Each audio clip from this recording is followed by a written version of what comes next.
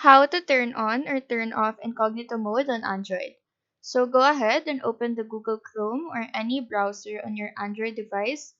Once you're in a tab, you will see a three dots icon on the upper right corner of the screen, so we need to simply tap on that. And from here, you will see a button for New Incognito tab. Click on that, and here, as you can see, you will be able to use the incognito mode.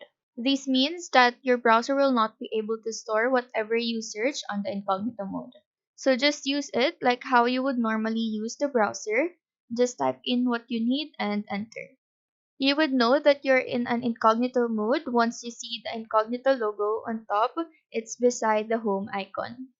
Now to turn off the incognito mode, you can tap on the number of the tab beside the three dots icon and all your incognito tabs will show.